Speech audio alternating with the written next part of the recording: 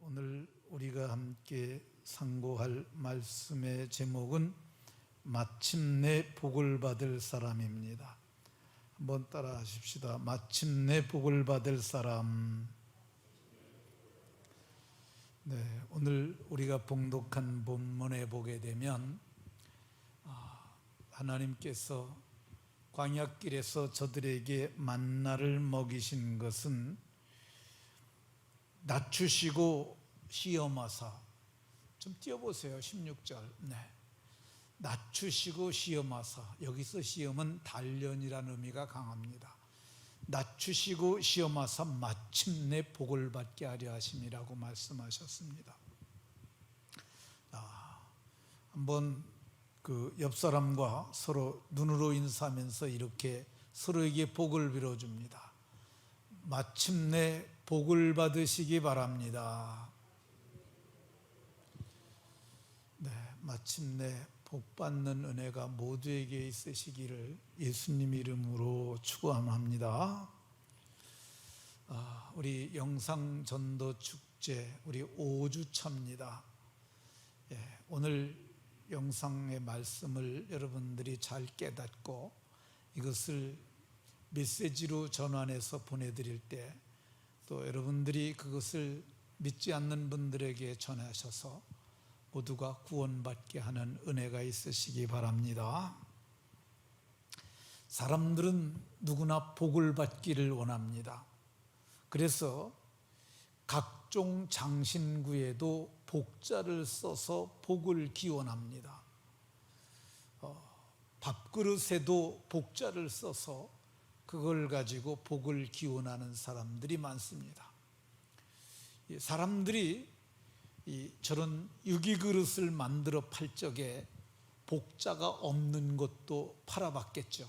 근데 저게 잘 팔리니까 그게 복자를 팔린다는 것은 복을 염원한다는 의미가 있어요. 그래서 저거를 먹을 때도 복 받아라, 그런 의미로 아마 많이 사용했던 것 같습니다. 이런 용기를 나이 든 세대는 다 아시지만은 젊은 세대들은 잘 몰라요. 저거 뭔지 아시겠죠? 네. 넌 저거 뭔지 알겠니? 모르겠어?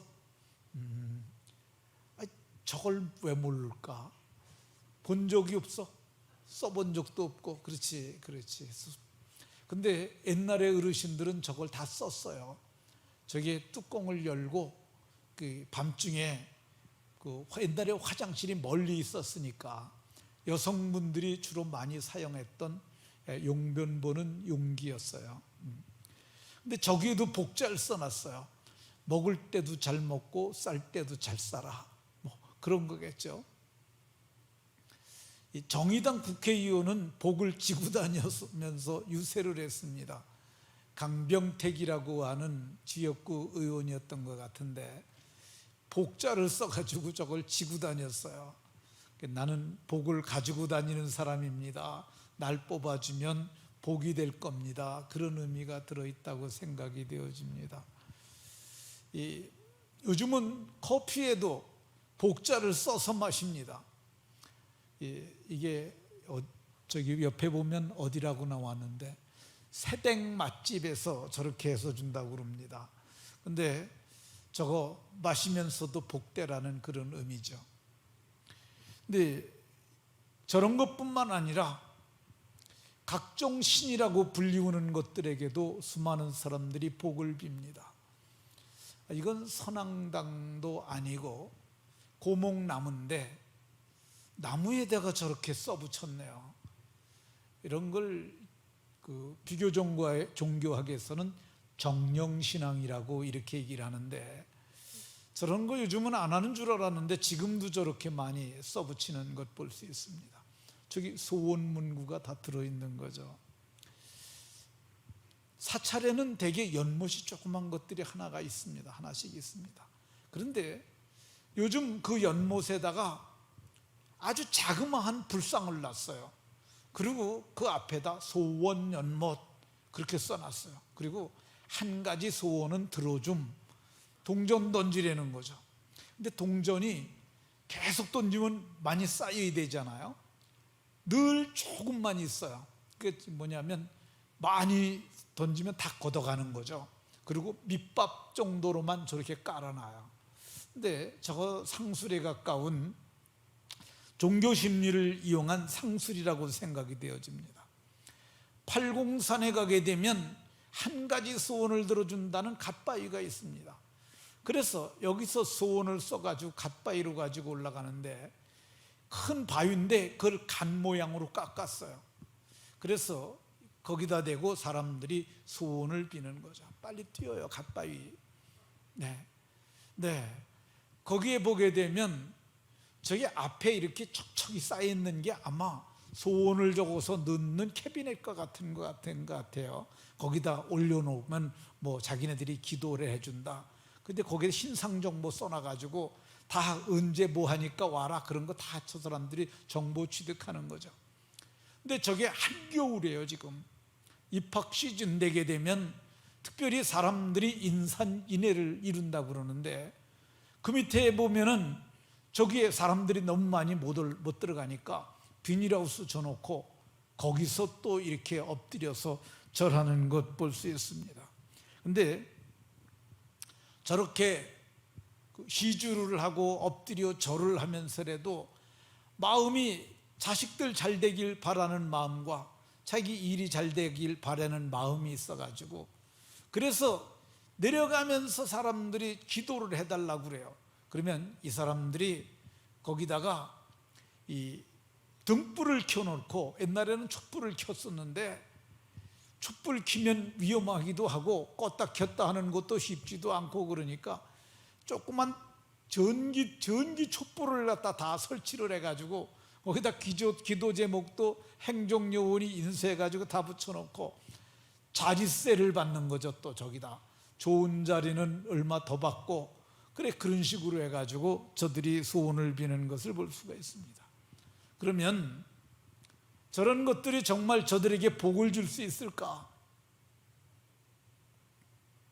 논산에 가게 되면은 이 관촉사라는 곳에 돌로 만든 미륵보살 신상이 있어요. 저게 우리나라에서 돌로 만든 것 중에 제일 큰 것이라고 얘기를 합니다. 우상의 소재는 금, 은, 동, 철, 목, 석 이거예요. 결국 우상은 사람의 손으로 만들어진 거죠. 그러니까 이 만든 사람이 뛰어납니까? 만들어진 물건이 더 뛰어나겠어요? 저 물건이에요, 사람이 만든. 근데 참 이상한 게, 사람이 만들어서 형상을 만들어냈고 거기다 복을 빌면서 복 달라고 그러니까 얼마나 참 한심한지 모르겠습니다. 입이 있어도, 입은 있는데 말하지 못하고, 눈이 있어도 보지도 못하잖아요. 귀머거리에 벙어리예요. 근데 거기다 대고 복을 달라고 그래요. 듣기도 하고 말하기도 하는 인간이 듣지도 못하고 말하지도 못하고 보지도 못하는 그런 것에 대해 그렇게 해요. 귀가 있어도 듣지 못하고 입에는 아무 호흡도 없나니. 우상은 귀가 있어도 듣지 못하고 입으로도 호흡도 못해요. 숨도 못 쉬는 거야. 숨이 없다는 얘기는 생명이 없다는 거야. 그러니까 살아 숨쉬는 생명 있는 존재가 다 듣는, 모든 것을 다 들을 수 있는 인간이 듣지도 못하는 것에 대해 절을 하면서 복 달라고 그러니 이게 참 얼마나 안타까운 일이겠습니까? 성경은 그것을 만든 자와 그것을 의지하는 자들은 다 우상처럼 허망한 자들이고 허망하게 망하게 될 것이라고 얘기를 합니다. 성경은 우상을 섬기는 사람들은 하나님이 버리신 자들이라고 그래요. 이들이 지혜 있는 척하지만은 실상은 어리석은 자들. 어리석다는 말이 그 마음에 이르기를 하나님이 없는 사람들을 어리석은 자들이라고 그래요. 근데 이 사람들이 얼마만큼 어리석냐?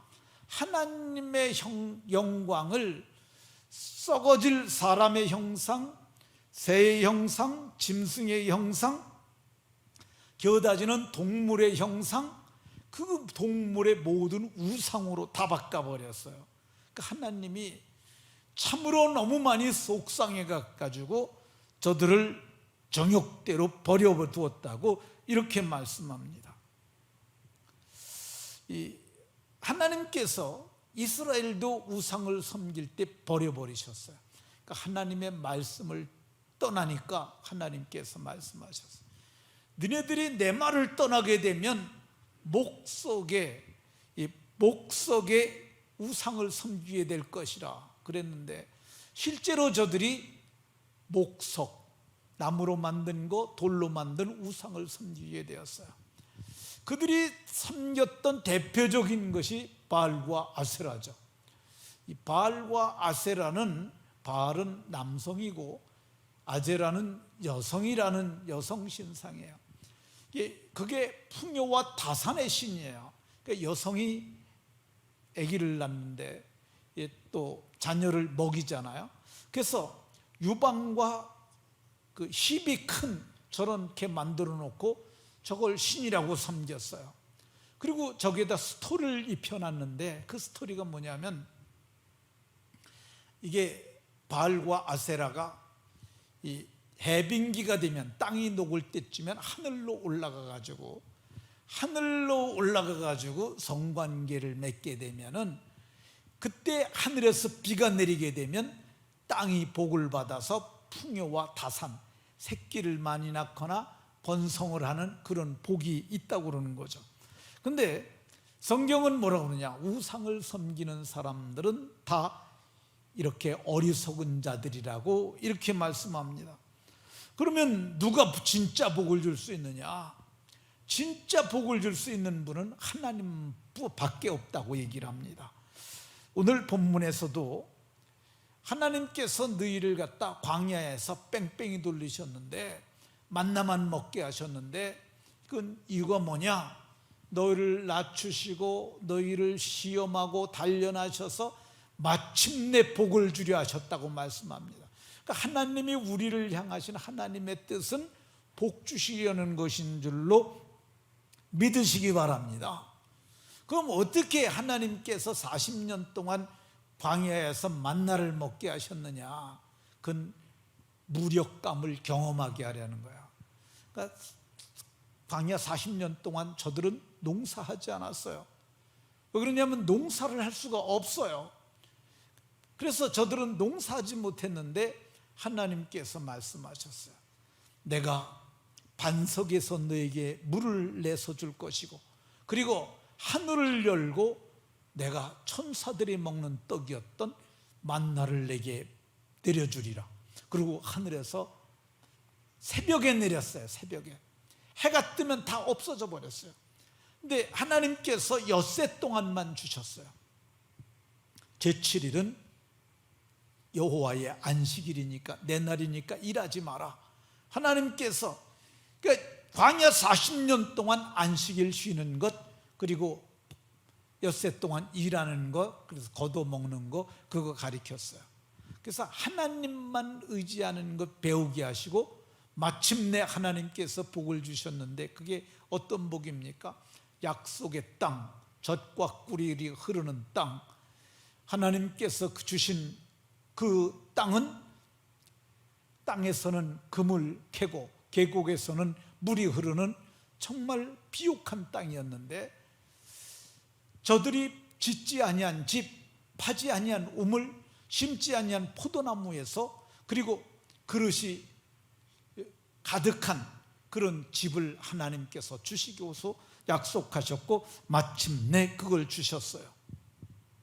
마침내 우리에게 복을 주실 분이 한 분 더 있는데, 그분이 사람으로 오신 예수예요. 예수님께서 나와 복음을 위하여 힘쓰고 애쓰는 자들은 현세에서는 100배, 내세에서는 영생을 얻지 못할 자가 없으리라, 이렇게 말씀하셨어요. 그럼 실제로 하나님께서 복을 주시냐? 증거가 있냐? 무지무지하게 많습니다. 저에게 간증하라고 해도 간증할 수 있고 수많은 이야기가 있지만은, 오늘은 유태영이라고 하는 분을 제가 영상으로 초대해 왔습니다. 근데 이게 영상을 좀 이게 짧은 걸 찾다 보니까 너무 영상 화질이나 음성이 좀 덜 좋긴 한데, 제가 컴퓨터에서 볼 적엔 들을만 했는데 여기서 띄우니까 영상의 그 음성질이 많이 떨어져요. 그래도 좀 집중해서 들으면 들을만 하니까. 그리고 여러분들이 마음에 이걸 하세요. 마음에 집에 가서 또 들어봐야지 마음 하시고, 유태영 이렇게 치면 돼요. 유태영, 유태영 걸 치셔서 집에 가셔서 꼭 들으시기 바랍니다. 이 사람은 정말 어렵게 살았는데 복을 받은 사람이에요. 간단하게 전체 스토리를 다 말씀드리진 못하겠고, 이분이 이야기가 특별히 자녀 교육에 관심 있는 사람들은 꼭 보세요. 그러면은 여기 자녀 교육법을 얘기를 합니다. 네, 자기가 그렇게 복 받은 얘기가 그 속에 다 들어 있어요. 그리고 언어 공부를 하고 싶은 사람이 있으면 꼭 이걸 들으세요. 이 네덜란드에 유학 가가지고 9개월 만에 고등학교에 초청돼서, 그러니까 그 나라 말을 처음 들었는데 9개월 만에 가가지고 그 나라 언어를 다 마스터하고, 그리고 그분이 그 네덜란드의 고등학교에 가서 강연을 했는데 37차례인가 다니면서 4년 동안 강의를 했다고 그래요. 그리고 히브리 대학에 이스라엘에 유학을 갔는데, 이 사람이 이스라엘 대학에 유학을 갔는데 간지 3개월 만에 히브리어를 마스터했고, 그리고 히브리 대학에 가서 4년 동안 거기서 석사 과정과 박사 과정을 최단기간에 끝냈고, 그것도 수석으로 석사 박사 과정을 끝냈고, 그리고 그분이 벤구리온 대학, 벤구리온은 이스라엘 독립선언했던 최고의 대학이에요. 거기서 사회학 교수로서 4년 동안 교수직을 하다가 한국에 들어왔는데, 이 사람이 마침내 이분이 한국에 와서 건국대학교 부총장을 하셨는데, 이분이 부총장 그 직보다도 더 훌륭한 일을 많이 해서 중국 공산당들도 모아놓고 그분이 강연을 했고, 북한에도 농촌운동에 대해서 강연을 했고, 박정희 대통령이 새마을운동을 했다고 그러는데 이분이 새마을운동을 주도를 한 거죠. 원래는 박정희 대통령하고 10분만 나이가 어렵다는데 자기한테 1시간 얘기하라고 그랬대요. 근데 그분이 계속 더 하자고 5시간을 듣고, 그리고 바로 국가를 위해서, 농촌 살리는 일을 위해서 당신이 여기서 헌신해달라 딱 얘기를 하고, 그리고 이분에게 우선 사무실 청와대 하나 내주라고, 그리고 당신이 필요한 직원을 칭호를 청해라. 그래서 하루 저녁 고민하고 생각한 게, 현직 군수 중에서 가장 유능한 사람 하나, 농촌관리소 그런 사람 하나, 그렇게 몇 명 자기가 원하는 직원들 뽑아가지고 그럴 때부터 새마을운동을 그분으로부터 시작이 됩니다. 근데 이분이 얼마나 어려운 데 살았느냐, 아주 깡촌에 살았어요. 깡촌에. 그래서 이분이 자기 말로 그래요. 땅 한 평이 없었고, 부모님들이. 그래서 우리 어머니 일자무식, 우리 아버지 일자무식, 위로 형 둘, 누나 둘이 있는데 형 둘 일자무식, 누나 둘 일자무식. 그러니까 아주 초등학교 5학년 때 근데 예수님을 믿습니다. 그리고서 17살에 중학교를 들어가고 18살에 중학교를 졸업했죠. 그리고 유학을 가가지고 돈 한 푼 없이 사무관 월급을 받으면서 히브리 대학하고 화란에 가서 그렇게 공부하고, 그리고 그 사람이 세계적인 지도자가 됩니다. 제가 총체적인 얘기는 했지만 제 입으로 하는 것보다 그분의 입을 통해서 잠깐 들어보도록 하겠습니다. 유태영 박사님 나와주세요.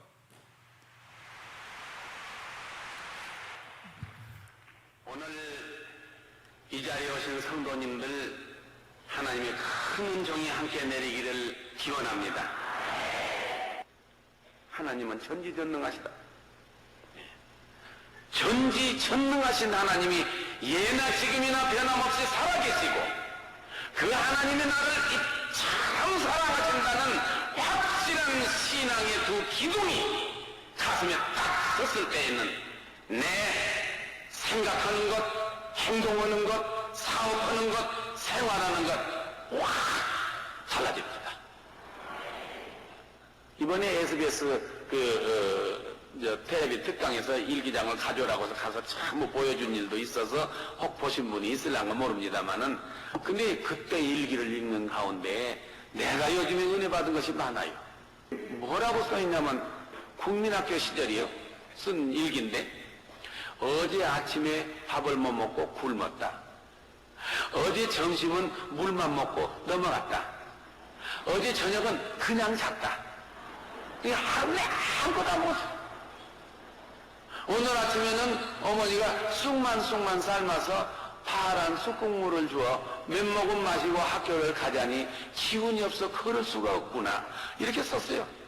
저는 너무 가난한 집에서 나가지고요. 얼마나 가난했는 거니 신발을 못 신었어요. 맨발로 다니고 들이고 댕겼어요. 가을에 알밤을 까는데 맨발로 알밤을 깠어요. 뒤꿈치로 가만히 밟아가지고 앞으로 미룬 듯 하면 가시가 드러나갖고 눌러져요. 여러분 안 믿어지겠지만 아프리카 강연을 갔을 때 그 부시맨들 발바닥을 보니까 일생을 맨발로 댕긴 사람 아주 구두바닥처럼 돼서 깨진 유리로 싹 휘어도 아무렇지도 않아요.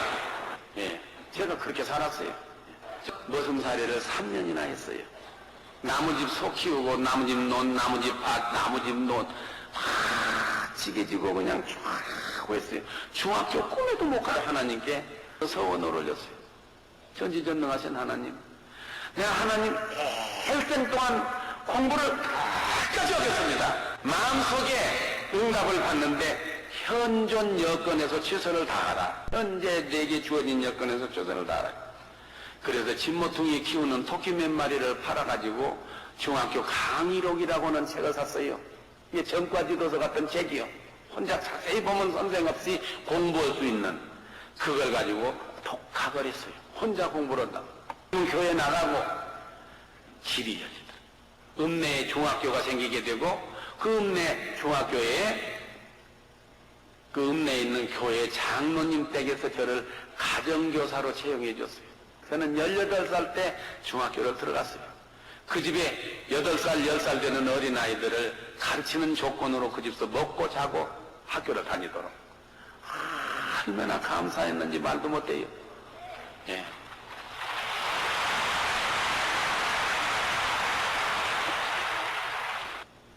중학교를 졸업하니까 고등학교가 없어요. 그래서 철야 기도를 했어요. 여러분도 지금 철야 기도로 왔습니다마는 기도를 하고 하나님 내 공부를 끝까지 하기로 했으니 중학교를 졸업해도 또 우대교를 가야겠습니다.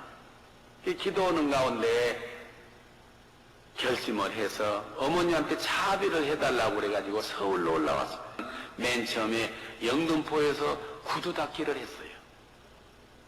나중에 신문 배달도 오고 신문 파리도 오고 잘 데가 없어서 길가에서도 자고 기차역에서도 자고 그런 생활을 하는 가운데에 고학을 했어요.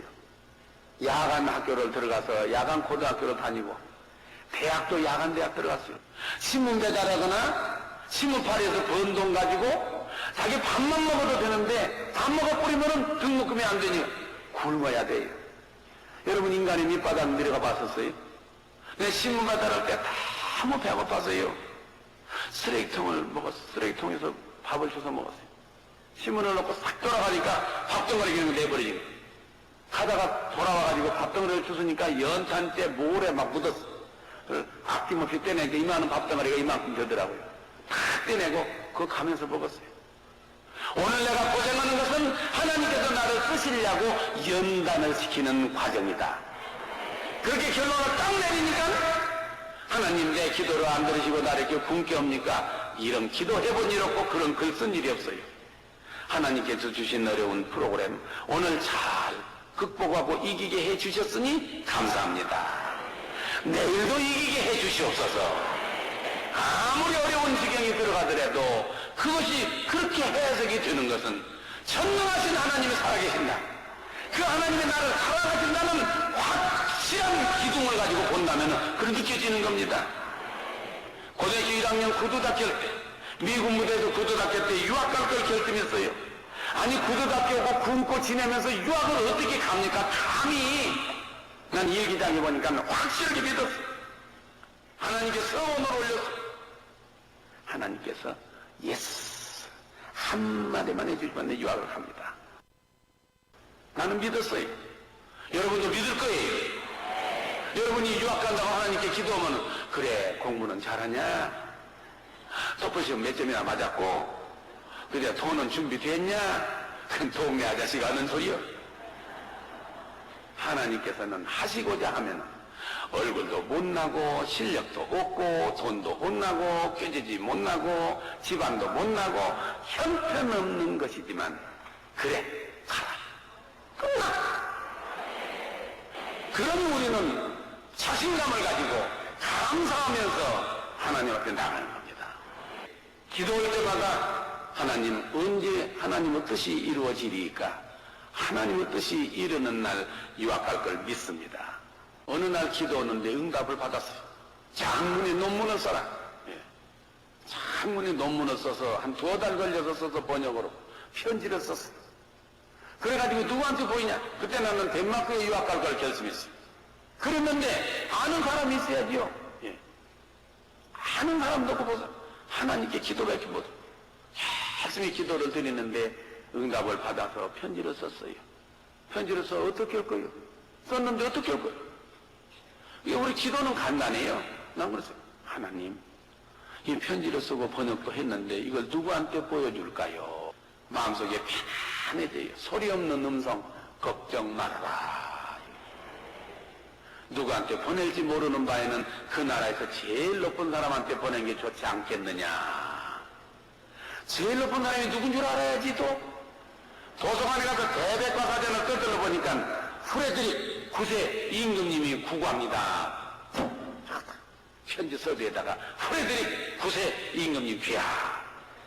봉투로 만들어가지고 논문도 넣고 편지도 넣고 봉에서 왼쪽 위에 구석지다가 from 태영유 위에 보내는 사람 누구? 대한민국 리퍼블릭 코리아 탁서. 중간쯤에서 to 누구에게 그 말이거든. 그래갖고는 프레드릭 9세 임금님 귀하 영어로 썼는데 아이고 주소를 알 수가 있어야지. 백과사전에 보니까 어디 몇 번째 산다 소리가 없어요. 그래서 그 이튿날 새벽에 또 기도하는 가운데 하나님 이게 편지를 쓰고 이름까지 알아냈는데 어디 사는지 모르니 주소를 어떻게 할까요? 기도할 때마다 응답이 오는데 처음에는 소리 없는 음성 걱정 말아라. 마음이 편안해져요. 그 다음에 딱 떠오르는 것이 걱정 말아라. 그 나라 편지 배달부가 임금님 어디 사는지 모를까 보냐.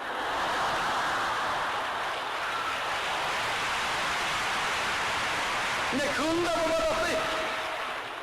편지 배달부가 그 임금님 수도에 살겠대 하고는 코펜하겐 덴마크 그렇게 써버렸어. 자꾸 시골에 붙였어요. 씹었어.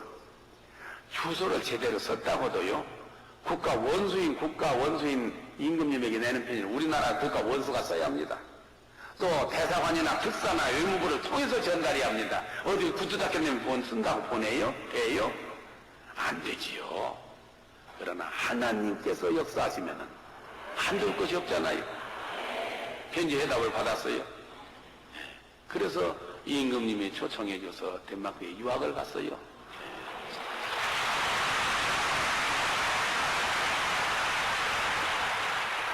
가서 공부하는 것도 하나님께 기도하는 가운데 엄청 은혜 받았어요. 덴마크가 너무 잘 살기 때문에 거기서 생각한 것이 150년 전, 130년 전 역사를 공부했거든요. 그 가난했던 농촌이 일어나는 과정을 국민운동, 농촌운동, 협동조합운동 이런 것을 열심히 공부했어요. 나중에 알고 보니까 하나님께서 그리 가서 예비를 해줬어요. 뭘? 한국의 농촌을 일으키는 새마을운동을 일으키는 주역을 만들기 위해서. 나중에 제가 생각하기를 좀 가난한 나라가 지금 일어나는 나라가 없는가? 현장감이 나는 현장감은 냄새를 맡으면서 공부했으면 좋겠다 생각하던 그때 그러게 이스라엘 한 손에 총을 들고 한 손에 괭이를 들고 사막을 개척하면서 기부스가 모셔보자 일어나는 나라 또 하나님께 기도했어요. 하나님 한 번만 더 예스 해주시면 내 이스라엘에 가겠습니다. 이스라엘 가서 좀 공부하고 오겠습니다. 하나님께서 응답해 주셨어요. 그 나라 대통령에게 편지를 냈어요. 한 2달 걸리니까 그 덴마크 있을 때 코펜하겐에 있는 이스라엘 대사가 나를 만나자고 그래요. 그래서 갔더니 근데 종영원의 본국에서 지시가 내려왔는데 대통령 특별 부탁으로 당신을 이스라엘에 유학하도록 해서 비행기표가 여기 있다 이거요. 왕복 비행기표 생활비 용돈 다 줄 테니 오라고. 그래서 이스라엘 갔어요. 여러분 어떻게 생각하면 신데렐라 같은 이런 얘기지만 그런 일들이 일생을 통해서 40-50건이 넘어요. 그래서 들어가서 공부를 하는데요. 하나님이 어떻게 축복해 주는지 아세요? 만 4년 만에 석사 박사를 수석으로 끝냈어요.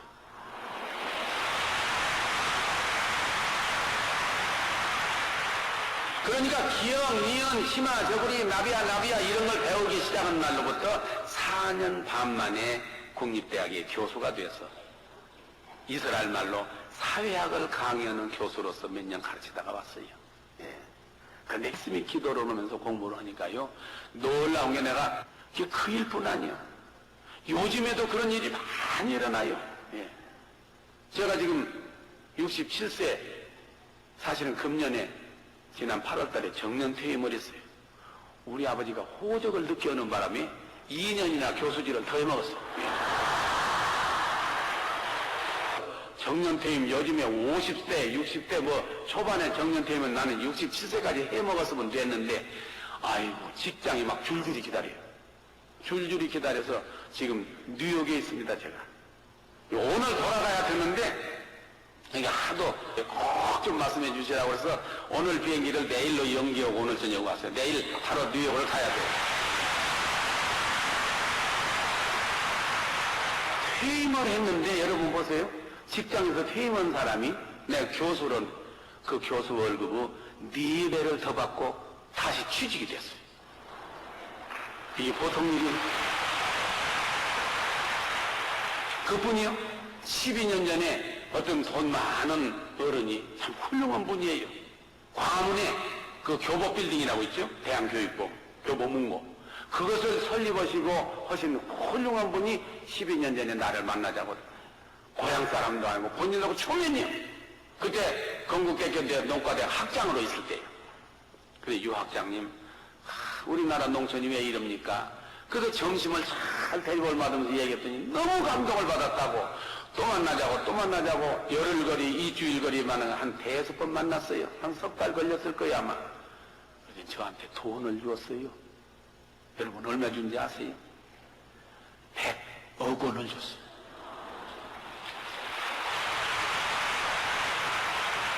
사실은 그 어른이 농촌을 위해서 무엇인가 일을 해야겠다고 맘먹는 가운데 사람을 찾던 끝에 저를 찾은 거예요. 그 저한테 다 맡겨서 그걸 기금으로 농촌 문화재단을 만들어서 제가 지금 이사장을 하고 있어요. 예.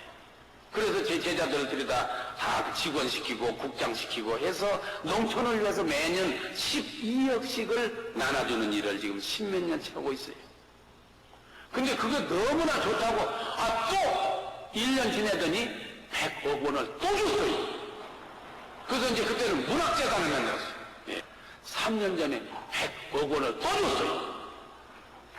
아니 언제 봤다고. 여러분 말이 100억 말하기는 쉽지만 만원짜리로 사과상자 다 가득 넣으면 1억이요 100상자를 한 1000억을 갖다 주는 거예요. 그냥 이게 이런 일들이 한두 건이지 아세요? 놀라운 일이 많이 일어나요. 전지전능하신 하나님이 살아계시고 그 하나님의 나를 이처럼 사랑하신다. 기도를 통해서 하나님과 나와의 연결고리를 끈끈하게 한다. 세상적인 명예나 권력과 아무런 것도 금력도 다 중요하지 않다.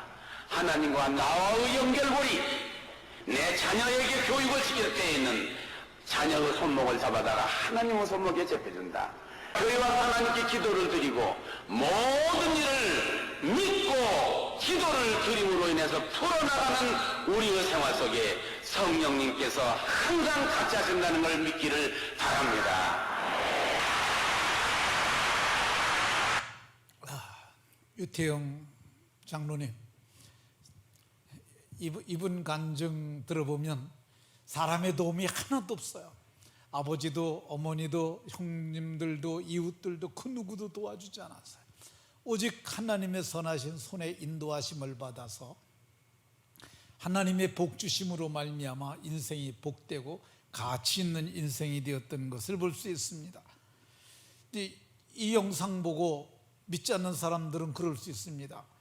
그건 성도들이 모두 유태영 박사처럼 다 복 받는 건 아니지 않느냐, 그렇게 말할 수 있습니다. 아닙니다.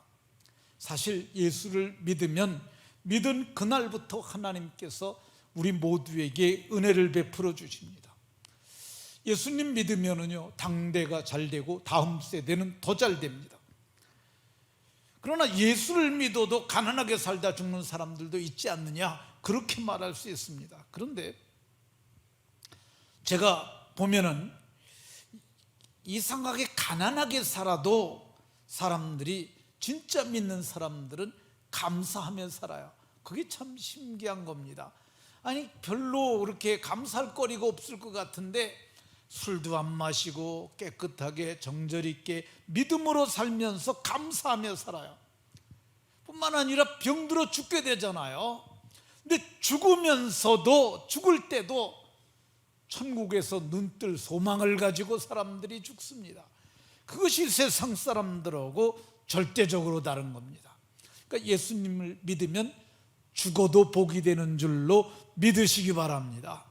진짜 복은 마침내 죽을 때 받게 되는 줄로 깨달으시기 바랍니다. 예수님께서 말씀하셨던 한 비유의 말씀을 제가 말하도록 하겠습니다. 한 부자가 있었어요. 얼마만큼 부자였느냐 하면 자색 옷, 그리고 고운 베옷, 그리고 날마다 먹고 마시기만 해도 재물이 줄어들지 않는 부자가 있었어요. 근데 그 집 대문에 버려진 아이가 하나, 거지가 하나 있었는데 그 거지는 이름이 나사로였어요. 헌데투성이로 버려졌었는데 상에서 떨어지는 부스러기를 개들과 경쟁하면서 그걸 먹었어요. 근데 그 거지가 마침내 죽었어요. 사람들이 그를 불쌍하게 생각했어요. 비참하게 살더니 그렇게 죽었구만. 그런데 그들이 사후 세계를 몰라서 그래요. 죽는 그 순간에 무슨 일이 일어났느냐, 천사들에게 받들려 아브라함의 품에 들어갔다고 이렇게 얘기를 합니다. 죽자마자 천사들의 품에, 손에 받들려 아브라함의 품에 들어갔다고 그래요. 반면에 그 부자도 죽었어요. 근데 부자가 죽었으니 얼마나 화려한 장례식이 있었겠어요. 근데 죽자마자 그가 간 것은 지옥의 불구덩이에 들어갔어요. 그가 지옥에서 천국이 보였어요. 낙원에 있는 아브라함을 보고 이렇게 말했어요. 나사로를 보내서 그 손가락 끝에 물을 찍어 내 혀를 죽여주셔서 내 혀가 서늘하게 해달라고, 내가 이 불꽃 가운데서 괴로워한다고 그렇게 말했어요. 내세가 있음을 분명하게 보여주는 말입니다. 믿는 자는 누구든지 죽는 그 순간에 그를 섬기던 천사들에게 받들려 하나님의 낙원에 들어갑니다.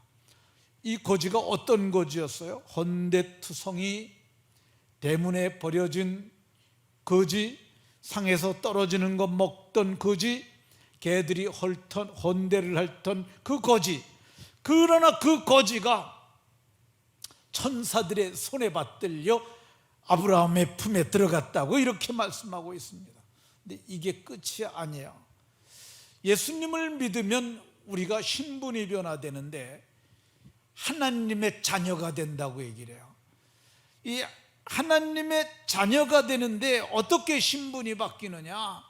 성경은 양자의 영을 주셔서 하나님을 아빠, 아버지라고 부르짖게 됐다고 얘기를 하고 있습니다.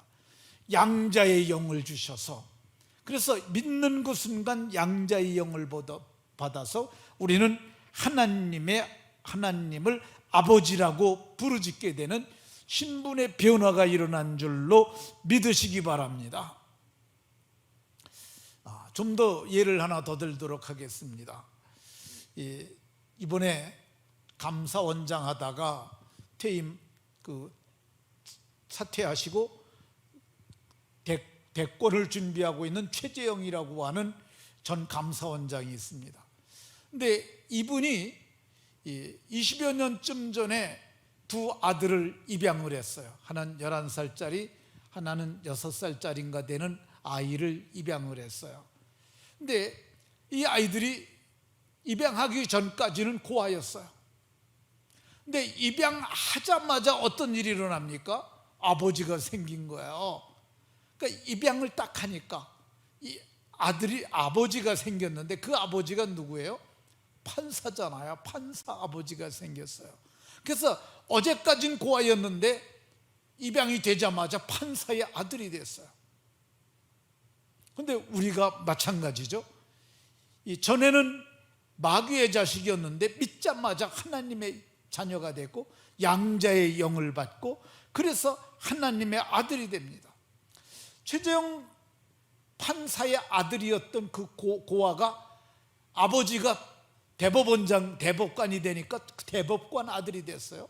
감사원장이 됐으니까 감사원장 아들이 됐어요. 며칠 있다 대권 출마한다는데, 만약에 그분이 대통령이 된다 그러면 대통령 아들이 되지 않겠습니까? 이게 끝이 아닙니다. 성경엔 아들이면 상속자가 된다고 얘기를 하고 있어요.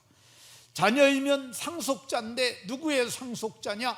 하나님의 상속자가 돼서 하나님의 나라를 유업으로 잇게 된다고 이렇게 말씀하고 있습니다.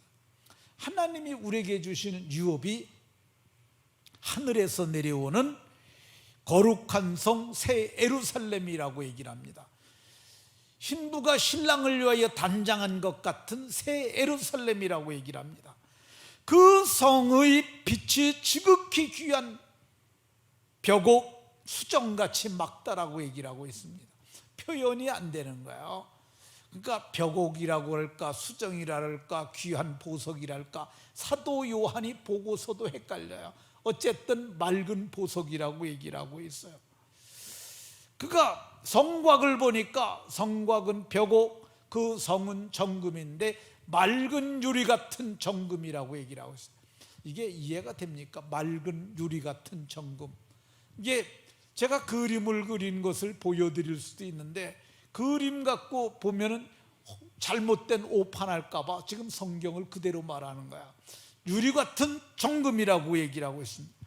그 성곽의 기초석은 각색 보석으로 첫째부터 12째까지 나오는데, 이게 다 보석이에요. 다 제가 말하지 않았는데 요한계시록 21장 가서 보면 압니다. 문이 12개인데 문마다 진주로 되어 있었다고 이렇게 얘기를 합니다. 거기 누가 들어갔느냐? 사람들이 만국의 영광과 존귀를 가지고 그리로 들어가겠고, 근데 여기 들어가는 사람들이 어떤 사람들이냐? 생명책에 이름이 기록된 자들만 거기 들어가리라고 얘기를 합니다. 어린 양의 생명책에 이름이 기록된 사람들, 그게 어떻게 생명책에 이름이 기록되냐면 생명 곧 영생을 가진 자들만 거기 기록돼요. 근데 어떻게 거기에 기록이 되느냐? 어린 양 예수의 피, 그 생명이 마음에 뿌려져서 새 생명 얻은 사람들, 이런 사람들만 생명책에 기록되는데, 이 생명책은 단권이에요. 어린 양의 생명책은 한 권이에요. 이건 천국의 호적이에요. 근데 어떻게 거기 기록되느냐? 예수님을 믿어서 믿음으로 말미암아 죄 사함을 받고, 그래서 새 생명을 얻은 사람들이 그 책에 기록되고 새 예루살렘에 들어가게 되는 줄로 믿으시기 바랍니다. 그거 어렵지 않을까? 그런 거 그렇게 생각할 수 있어요. 근데 아닙니다. 너무 쉽습니다. 성경을 보게 되면 믿기만 하면 된다고 얘기를 해요. 이 주의 이름을 부르는 자들은 다 구원을 받는다고 얘기를 해요. 믿고 그분의 이름을 부르면 그렇게 된다고 얘기를 해요. 어떻게 믿느냐? 마음에 그분을 모시고 믿으면 돼요. 어렵지 않지 않습니까? 잘 모르겠어요. 제가 여러분들을 도와드리겠습니다. 혹시 아직도 잘 믿지 못하는 분들이 계실까 봐 제가 예수님을 마음에 모시는 것을 도와드리도록 하겠습니다. 자, 눈을 감고 가슴에 손을 얹고 제가 하는 대로 따라 하십시오. 하나님, 오늘 따라하세요. 오늘 하나님께서 우리가 새 생명 얻는 것을 알려주셔서 감사합니다. 마음으로 예수님을 믿고자 합니다. 내가 마음의 문을 활짝 열어요. 예수님, 내 마음속에 들어오세요. 그리고 영원토록 같이 살아주세요. 예수님 이름으로 기도합니다.